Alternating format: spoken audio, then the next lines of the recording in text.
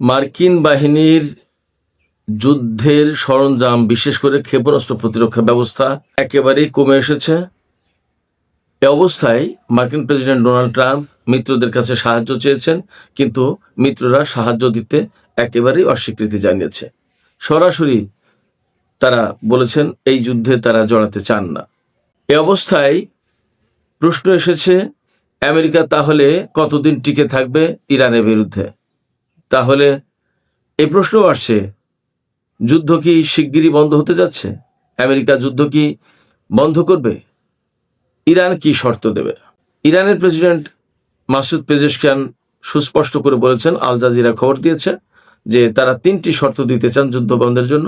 একটি শর্ত হচ্ছে, এখানেও প্রশ্ন থাকছে এই শর্ত আমেরিকা মানবে কিনা, এবং এই শর্ত ইরানের সামরিক বাহিনী মানবে কিনা সেটিও প্রশ্ন। সুপ্রিয় দর্শক, আসসালামু আলাইকুম, আপনাদের সবাইকে স্বাগত জানাচ্ছি এখনকার আলোচনায়। আপনাদের সঙ্গে রয়েছি আমি সিরাজুল ইসলাম। দর্শক, এতক্ষণ যে সমস্ত পয়েন্ট আপনাদের সামনে তুলে ধরলাম, এগুলো নিয়ে আলোচনা করব। এর পাশাপাশি আরও বেশ কিছু গুরুত্বপূর্ণ কথা থাকবে। সেটি হচ্ছে, যদি যুদ্ধবিরতি হয় তাহলে তো হলো, আর যদি না হয় তাহলে কি হবে, এর পরিণতি কি, এবং একটা পর্যায়ে কি আত্মসমর্পণের প্রশ্ন আসবে কিনা। যদি আত্মসমর্পণের প্রশ্ন আসে তাহলে আত্মসমর্পণ করবে কে, আমেরিকা নাকি ইরান? চলুন দর্শক, কথা না বাড়িয়ে মূল আলোচনায় চলে যাই। সুপ্রিয় দর্শক, সবার আগে আমি একটু যুদ্ধের আপডেট দিই, তারপরে আলোচনায় যাই। যুদ্ধের আপডেট হচ্ছে যে ইরান এবং লেবাননের প্রতিরোধ যোদ্ধা গোষ্ঠী আক্রমণ বাড়িয়েছে, বিশেষ করে ইসরায়েলের বিরুদ্ধে। ইরান যে কৌশল নিয়েছে, লেবাননের প্রতিরোধ যোদ্ধা গোষ্ঠীও একই কৌশল নিয়ে এগোচ্ছে বলে মনে হচ্ছে। দুই পক্ষ থেকেই ইসরায়েলের উপরে ব্যাপক আক্রমণ চালানো হচ্ছে, এবং কৌশলটা মনে হচ্ছে যে ইসরায়েলকে প্রচণ্ডভাবে কোণঠাসা করে ফেলা, যতটা বেশি ক্ষতির মুখে ফেলা যায়, এবং ইসরায়েলের যুদ্ধের শক্তি একেবারে শেষ করে ফেলার ব্যবস্থা করতে হবে। এটাই হলো ইরান এবং লেবাননের প্রতিরোধ যোদ্ধা গোষ্ঠীর এই মুহূর্তের টার্গেট। আমার কাছে যুদ্ধের গতি প্রকৃতি দেখে এমনটি মনে হচ্ছে। ইরান এবং লেবাননের প্রতিরোধ যোদ্ধা গোষ্ঠীর থেকে শুরু করে মধ্যপ্রাচ্য অঞ্চলের যত প্রতিরোধ যোদ্ধা গোষ্ঠী আছে, তারা সবাই মনে করে যে মধ্যপ্রাচ্যে চলমান যে রাজনীতি, তাতে ইসরায়েল সবসময় আপার হ্যান্ডে থাকে এবং প্রত্যেকটি দেশের উপর প্রভাব বিস্তার করে রেখেছে, এবং যে কোনো সময় যে কোনো দেশের অভ্যন্তরীণ ব্যাপারে হস্তক্ষেপ করতে পারে, হামলা চালাতে পারে, যে কোনো লোককে হত্যা করতে পারে, ইত্যাদি ইত্যাদি। এই জায়গায় মধ্যপ্রাচ্যের প্রত্যেকটা দেশ বিব্রত, বিরক্ত, কিন্তু আমেরিকার জন্য আসলে ইসরায়েলকে তারা কেউ কিছু বলতে পারে না। এই জায়গায় যখন ইরান এবং লেবাননের প্রতিরোধ যোদ্ধা গোষ্ঠী ইসরায়েলের বিরুদ্ধে প্রচণ্ড রকমের হামলা শুরু করেছে, তখন মধ্যপ্রাচ্যের দেশগুলো মূলত নীরবে চুপচাপ থেকে এর পক্ষে সমর্থন দিচ্ছে, অর্থাৎ ইসরায়েলের বিরুদ্ধে হামলা চলুক এই সমর্থন দিচ্ছে। সম্ভবত এই ক্ষেত্রে দুটো দেশ একটু ভিন্ন অবস্থান নিয়েছে মনে হচ্ছে। অবস্থার দৃষ্টি আমার কাছে তাই মনে হয়েছে। একটা হচ্ছে বাহরাইন, আর একটা হচ্ছে সংযুক্ত আরব আমিরাত। যদিও এই সমস্ত দেশ ইরানের কাছে খুব ম্যাটার করে না, তারপরেও এই দুটো দেশের সাথে ইসরায়েলের অতিশয় ঘনিষ্ঠ সম্পর্ক, যার প্রেক্ষাপটে মনে করা হচ্ছে যে যদি এই দুটি দেশের সামনে সুযোগ থাকতো তাহলে তারা ইরানের বিরুদ্ধে যুদ্ধে জড়িয়ে পড়তো, কিন্তু তাদের সামনে সুযোগ নেই। সুযোগ নেই বলতে আমি বোঝাচ্ছি এইটা, কিন্তু এই দুটি দেশ সরাসরি যুদ্ধে জড়াতে পারছে না, এই কারণে যে জনগণ তাদের সরকারকে সমর্থন করবে না, বরং তখন আরেক বিপদে পড়বে। এরই মধ্যে কয়েকদিন আগে কিন্তু একটা খবর বের হয়েছিল যে বাহরাইনের শাসক তিনি নাকি পালিয়ে গিয়েছেন। পরবর্তীতে অবশ্যই এই খবরের সত্যতা যাচাই করা যায়নি। যাই হোক, তো যুদ্ধের পরিস্থিতি কিন্তু যথেষ্ট ক্রিটিক্যাল, এবং এই পর্যন্ত 40তম ধাপে হামলা চালিয়েছে ইরান ইসরায়েলের বিরুদ্ধে, এবং আমরা দেখতে পাচ্ছি যে ক্ষেপণাস্ত্র এবং ড্রোনের হামলা ক্রমেই বাড়ছে। বিশেষ করে ইরান এখন খুব হিসাব করে হামলা চালাচ্ছে, কারণ প্রতিটা ক্ষেপণাস্ত্র অন্তত 1 টন ওজনের ওয়ারহেড বহন করে নিয়ে যাচ্ছে, অর্থাৎ এখন আর ছোটোখাটো কোনো হামলা চলছে না, খুব বড় পর্যায়ের হামলা চলছে। ইরান ইসরায়েলের উপরে বড় বড় ক্ষেপণাস্ত্র, ভারী ভারী ক্ষেপণাস্ত্র দিয়ে হামলা চালাচ্ছে, যাতে ধ্বংসযজ্ঞ বেশি চালানো যায়। এবং আমরা এরই মধ্যে নানান রকমের খবর শুনছি, নেতানিয়াহু মারা গেছে, তার ভাই মারা গেছে, তারপরে সেখানকার আরো একজন মন্ত্রী বেন গাভির সে মারা গেছে। এরপরে ইসরায়েলের মোসাদের প্রধান মারা গেছে। এরকম অনেক কথা শোনা যাচ্ছে। সেক্ষেত্রে এবং ইসরায়েলের বিমান বাহিনীর প্রধানের দপ্তরে তো হামলা চালিয়েছিলই। এ অবস্থায় আসলে কারা মারা গেল আর কারা বেঁচে আছে সেটা বড় কথা না। বড় কথা হচ্ছে যে ইসরায়েল প্রচন্ড চাপের মধ্যে পড়েছে, প্রচন্ড রকমের যুদ্ধের ক্ষয়ক্ষতির মুখে পড়েছে এবং এবারে যুদ্ধটা মূলত পরিচালিত হচ্ছে মধ্যপ্রাচ্যে ইসরায়েলের প্রভাব প্রতিপত্তি থাকবে কি থাকবে না সেই সিদ্ধান্ত ফাইসালা করার জন্য, সেই সিদ্ধান্ত চূড়ান্ত করার জন্য ইরান অন্তত সেটাই চাচ্ছে। তো এ পাশে মার্কিন বাহিনী ইরানের একটি ব্যাংকে হামলা চালিয়েছে। এই ব্যাংকে হামলা চালানোর পর ব্যাংকটা পরিচালিত হতো মূলত আইআরজিসির তত্ত্বাবধানে।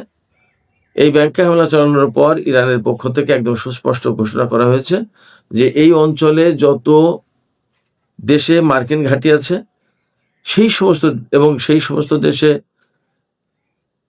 মার্কিন যত স্বার্থ আছে, তো প্রত্যেকটি ব্যাংকে হামলা চালানো হবে। অর্থাৎ এই সমস্ত ব্যাংকের মাধ্যমেই তো আমেরিকায় মধ্যপ্রাচ্যে লেনদেন করে। ইরানের পক্ষ থেকে সংযুক্ত আরব আমিরাত, বাহরাইন, কুয়েত এই সমস্ত দেশের যে সমস্ত নাগরিকরা বসবাস করে তাদের প্রতি বার্তা দেয়া হয়েছে যে আপনারা যদি আপনাদের বাসার থেকে 1 কিলোমিটারের ভেতরে ব্যাংক থাকে তাহলে আপনারা নিরাপদ দূরত্বে থাকেন, বাংকারে থাকেন, সেফে থাকেন। কারণ হচ্ছে ওই ব্যাংকগুলোকে টার্গেট করা হবে, হামলা করা হবে। এর মানে হচ্ছে যে বাহরাইন, সংযুক্ত আরব আমিরাত এবং কুয়েতে এবার নতুন করে বড় রকমের হামলা হতে যাচ্ছে এবং ব্যাপক। কারণ ব্যাংক তো 2-1টা না, অনেক শাখা, অনেক ব্যাংক, এবং প্রত্যেকটা জায়গায় যদি হামলা করে তাহলে একেবারে তছনছ হয়ে যাবে। সেক্ষেত্রে বেসামরিক লোকজন মারা যাওয়ার আশঙ্কা আছে। এই জায়গা থেকে ইরান তাদেরকে সরে যেতে বলেছে। এরপরে ইরান আরেকটা ঘোষণা দিয়েছে, একদম সুস্পষ্ট ঘোষণা, মধ্যপ্রাচ্যের কোনো দেশের 1 ফোঁটা তেল ও হরমুজ প্রণালী দিয়ে যেতে পারবে না। এই ব্যাপারে ইরানের মনোভাব কি হয়তো সেটা টেস্ট করার জন্য বা আমেরিকার আশ্বাসের ভিত্তিতে কয়েকটি জাহাজ, তেলবাহী জাহাজ নড়াচড়া করেছিল, স্টার্ট দিয়েছিল, ইঞ্জিন দিয়ে একটু নড়াচড়া অর্থাৎ একটু যাওয়ার সাথে সাথেই তার প্রত্যেকটি জাহাজে ক্ষেপণাস্ত্র হামলা চালিয়েছে ইরান। এবং এর ভিতরে থাইল্যান্ডের একটি জাহাজ রয়েছে, আরো সম্ভবত 2টি মার্কিন জাহাজ, প্রত্যেকটাতে হামলা চালিয়েছে। এবং থাইল্যান্ডের বিশাল বড় জাহাজ ছিল, এটাতে আগুন ধরে গেছে, এখনো জ্বলছে। এবং একজন সম্ভবত নিহত হয়েছে, অনেক লোক আহত হয়েছে, জাহাজের লোকজনকে উদ্ধার করা হয়েছে, বাট ক্ষয়ক্ষতির মাত্রাটা ব্যাপক। এবং শোনা যাচ্ছে যে হরমুজ প্রণালীতে ইরান মাইন বসানোর কাজ শুরু করেছে। এর ভিতরে সবচেয়ে সাড়া জাগানো খবর এসেছে যে মধ্যপ্রাচ্য অঞ্চলে আমেরিকার যত ঘাঁটি ছিল, যত সেনা অবস্থান ছিল, তার প্রত্যেকটা জায়গায় মারাত্মকভাবে থার্ড এবং পেট্রিয়ট ক্ষেপণাস্ত্রের ইন্টারসেপ্টরের মারাত্মক অভাব দেখা দিয়েছে। আমরা তো আগেই জেনেছি যে 10টা বা 11টা পেট্রিয়ট এবং থার্ড ক্ষেপণাস্ত্র ব্যবস্থা, রাডার সিস্টেম ধ্বংস হয়ে গেছে ইরানের হামলায়। এখন আমরা বেশ কিছুদিন ধরে শুনছিলাম যে আমেরিকা অস্ত্রের ঘাটতির মুখে পড়েছে। কিন্তু আজকের খবর হচ্ছে, প্রেস টিভি ইরানের সামরিক বাহিনীর একটা বিশ্বস্ত সূত্রের বরাত দিয়ে প্রেস টিভি খবরটা দিয়েছে যে আমেরিকার প্রেসিডেন্ট ডোনাল্ড ট্রাম্প বেশ কয়েকটি দেশের কাছে অস্ত্রের জন্য সাহায্য চেয়েছিল। তিনি অস্ত্রের সাহায্য চেয়েছিলেন এইভাবে যে এই সমস্ত বিভিন্ন দেশের কাছে তো থার্ড পেট্রিয়ট এই সমস্ত বিক্রি করা আছে, তো তাদের সেই সমস্ত থার্ড পেট্রিয়ট এবং এই ক্ষেপণাস্ত্র, প্রয়োজনীয় ক্ষেপণাস্ত্র নিয়ে মধ্যপ্রাচ্যে আসতে বলেছিলেন, যুদ্ধ জাহাজ এগুলো মোতায়েন করতে বলেছিলেন। কিন্তু কেউ তাতে সাড়া দেয়নি। শুধুমাত্র একটি দেশ সাড়া দিয়েছে, সম্ভবত ইউরোপের কোনো একটা দেশ, নাম উল্লেখ করেনি, বাট একটা দেশের কথা বলা হয়েছে যে একটা দেশ মাত্র সাড়া দিয়েছে। বাট সেই দেশের শাসক গোষ্ঠী জনগণের ব্যাপক চাপের মুখে আছে। আমি পরিষ্কার না আসলে কারা, বাট এরকম একটা কথা। তবে এখানে পরিষ্কার যে ডোনাল্ড ট্রাম্প চাইলেই অস্ত্র কারোর কাছ থেকে পাচ্ছে না এবং সবাই তার পাশে যে একেবারে দৌড়ে ছুটে এসে দাঁড়াবে, ব্যাপারটা কিন্তু এখন আর এই পর্যায়ে নেই। সেক্ষেত্রে ডোনাল্ড ট্রাম্প আসলেই ভীষণ রকমের একটা চাপে পড়েছেন এবং ফাঁদে পড়েছেন, এবং মার্কিন বাহিনী যে অস্ত্রের ঘাটতির মুখে পড়েছে, এই অস্ত্রের ঘাটতি যদি অব্যাহত থাকে তাহলে ইরান তো হামলা চালাবেই এবং চালাচ্ছে, এবং তারা বলছে যে এই যুদ্ধ শুরু করেছে আমেরিকা এবং ইসরায়েল, বাট শেষ করবে ইরান। তাহলে কতদিনে যুদ্ধ শেষ হবে তার তো কোনো ঠিক ঠিকানা নেই। এই অবস্থায় যদি অস্ত্রের ঘাটতি চলতেই থাকে তাহলে কি হবে? তাহলে আমেরিকার সেনারা ভয়াবহ বিপর্যয়ের মুখে পড়বে মধ্যপ্রাচ্যে, তাতে আপাতত কোনো সন্দেহ নেই। একথা মোটামুটি বলাই যায়। আন্তর্জাতিক বিশ্লেষকরা তেমনই বলছেন।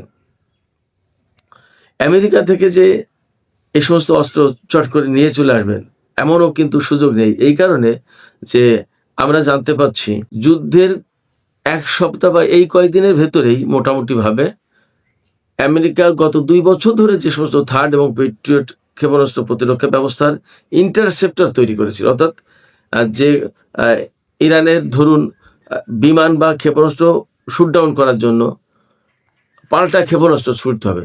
এই যে পাল্টা ক্ষেপণাস্ত্র ছোড়ার জন্য যে ক্ষেপণাস্ত্র, এই ক্ষেপণাস্ত্র 2 বছর ধরে যা উৎপাদন করেছে তা সব শেষ হয়ে গেছে এই কয়েকদিনের যুদ্ধে। তার মানে হচ্ছে এখন চাইলেই হুট করে আমেরিকা অনেক ক্ষেপণাস্ত্র বানিয়ে নিয়ে চলে আসবে আর যুদ্ধ করতে শুরু করবে, ব্যাপারটা তা না। সেক্ষেত্রে এই মুহূর্তে ইরান যুদ্ধে যথেষ্ট আপার হ্যান্ডে আছে এবং আমেরিকা আমার কাছে মনে হচ্ছে যে একটা বিপর্যয়ের মুখে পড়তে যাচ্ছে। এই অবস্থায় ডোনাল্ড ট্রাম্প কিন্তু খুব সহজে পিছিয়েও যেতে পারছে না, যুদ্ধও চালিয়ে রাখতে পারবেন না। সেক্ষেত্রে বিপর্যয় তো অনিবার্য বটেই।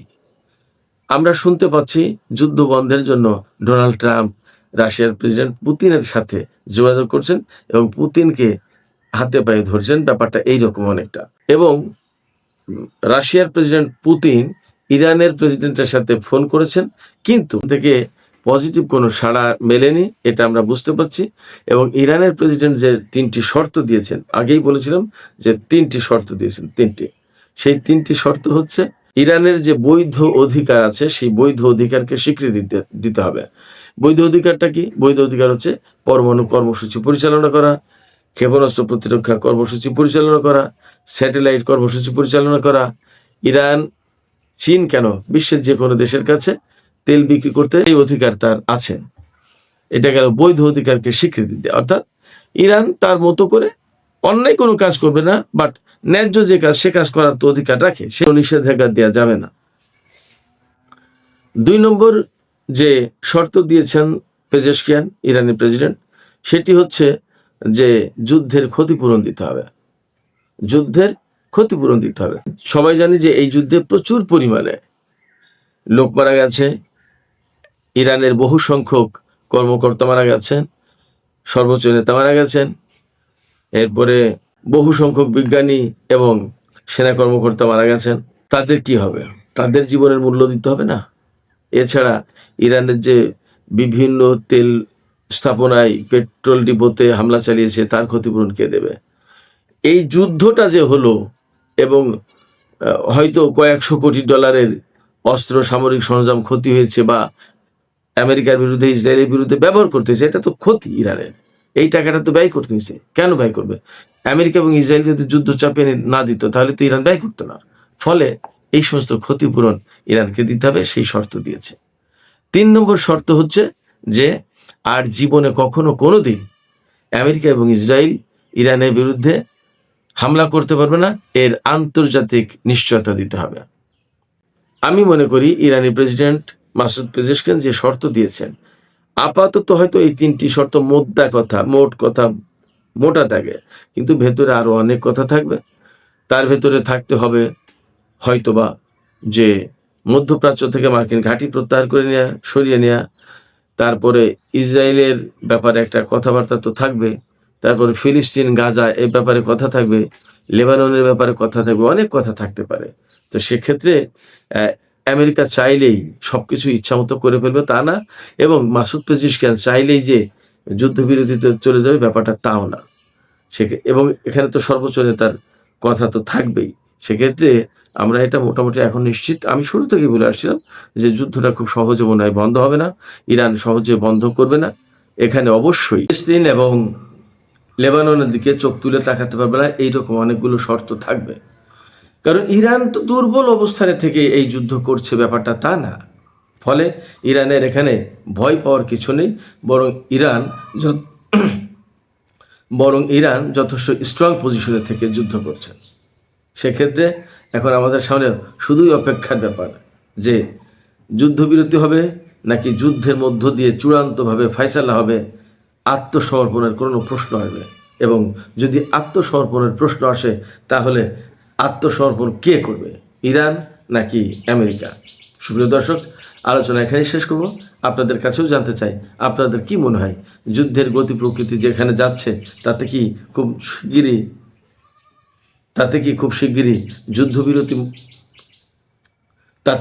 শিগগিরই যুদ্ধবিরতি হতে পারে, নাকি যুদ্ধের মধ্য দিয়ে ফয়সালা হবে এবং সেখানে আত্মসমর্পণের প্রশ্ন আসবে? এবং আত্মসমর্পণ করলে কে করবে? কি মনে হয় আপনাদের মতামত কমেন্টে লিখে জানান। আর ভিডিও ভালো লাগলে প্লিজ লাইক, কমেন্ট, শেয়ার করবেন। শেয়ার করাটা বেশি দরকার, এই কারণে যে মানুষের কাছে কথাগুলো পৌঁছে যাক। আপনারা সবাই ভালো থাকবেন। আল্লাহ হাফেজ।